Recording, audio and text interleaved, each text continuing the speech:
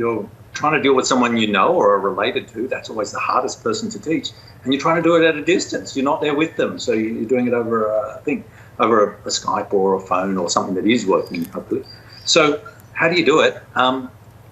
I think the most important thing is not to get flustered. It's just to keep your emotional calm and cool and make it fun. If you can do that, you can always go back and fix up any mistakes. And if you get stressed and it becomes a painful thing, then you've sort of lost it. And not to assume knowledge, I guess, as well, which is hard.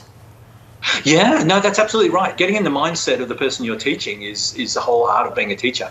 I suggest you try it on someone else and teach someone else. In fact, one of my tips is, rather than you yourself teaching, find someone that's just learnt it themselves. The person you're trying to teach might be a grandparent or a parent.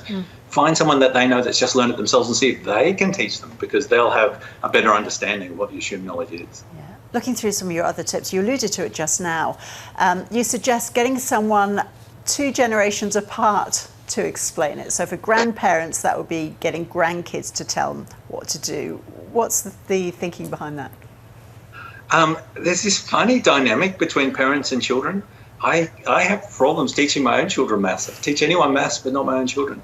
I'm not sure what it is, but it's really hard to do a teaching role in someone that close. But when you skip a generation, it's sort of magic.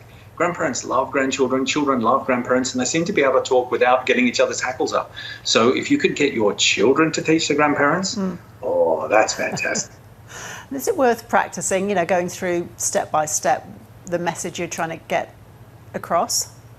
Yeah, I think that's right.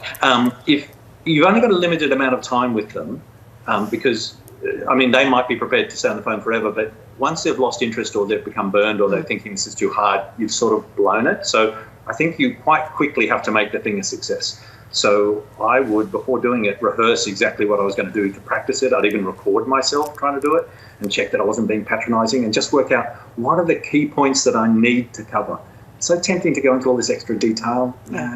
And the other thing too is try and race for an early victory or success, because a success or victory motivates you to keep going. It's a bit like exercising at the gym when we could do that. So I would plan it as a series of lessons rather than just one, and have a really great outcome at the end of each one. And as soon as you've reached that great outcome, as soon as they can do something, shut up and just rejoice and celebrate and just be happy and laugh and have a great normal phone call after that. Don't keep trying to teach more things buoyed by that success, and then come back another time to do the next thing. And once you're in the middle of it all, Richard, something inevitably will go wrong, let's face it. What's the best way to troubleshoot?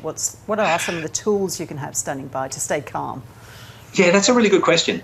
Technology does that to us. Even me, I'm giving a lecture at the moment. Actually, I've just jumped away from it. I teach computer science, and I had all sorts of stupid problems setting up the lecture tonight. So technology always goes wrong. So I think you've sort of just got to get in a good state of mind. You've got to be not flustered. You've got to be prepared. It probably won't work. Try to be as unambitious as possible. And then when it goes wrong, because it will go wrong, just be happy and unflappable and smile and just be braced and ready for it. And if you have a backup channel, that can sometimes help. So what I do when I'm trying to coach people through the phone to do something is I'll try and get them to have a partner or someone with them so it's 2 people, it's not so stressful, and get that other person to take photos of what's going on, if they know how to use a photo, at least on the camera, and send it through. So try and get other channels of communication going backwards and forwards, so it's not just you saying, no, can you describe what you're seeing on the screen? Is there a word that says settings? But actually, have someone there sending you photos of what it looks like. And if you can even manage to do it, if you can duplicate the setup and go through it yourself while they're doing it, so you see what's coming up, that's brilliant. But you might not be able to do that if they've got different video. And the reward, of course, for patients, so for both parties, will be to see and talk to older friends and relatives. A boost for families who were separated by this crisis. So important, so important. It's really actually probably one of the most important things in their lives, and it's really important to get right. So good luck to everyone trying to do it. Just be happy and calm and patient and make it fun, and you will succeed. And the rewards, as you say, are fantastic. So Richard, you're going to apply your advice to teaching your kids maths at home and your students online? Maybe you can teach them for me. I don't think so.